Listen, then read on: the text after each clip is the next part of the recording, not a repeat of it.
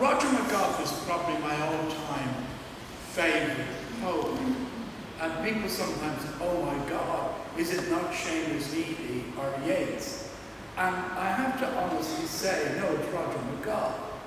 It's like I'm never afraid to admit that I like Cliff Richard. I'm not putting Roger McGough in the same camp as Cliff. And if Cliff was coming to Belfast, I would go to see him. Particularly if he still had with him what was his backing group? Shadows. The Shadows. If he still had, I'm really going to say, if he still had the remains of the Shadows, but that could be pretty awful.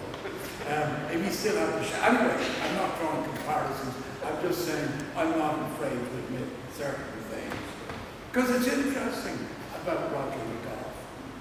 A lot of people see him as a lightweight poet. I don't. Maybe because I'm lightweight. And the poem I'm going to read for you is one of his very funny poems. But no better a person than Carol Ann Duffy, who I quoted last week in my sermon. And if anyone should know, Carol Ann Duffy should know. She described Roger McGough as the patron saint of poetry. And I would concur with that. But I also love another remark from Time Out. Time Out said about Roger McGough, McGough has done for British poetry what champagne does for a wedding. I like that. But the poem I'm going to read for you is called Bees Cannot Fly. Bees cannot fly. Bees cannot fly. Scientists have proved it. It's all to do with wingspan and body weight.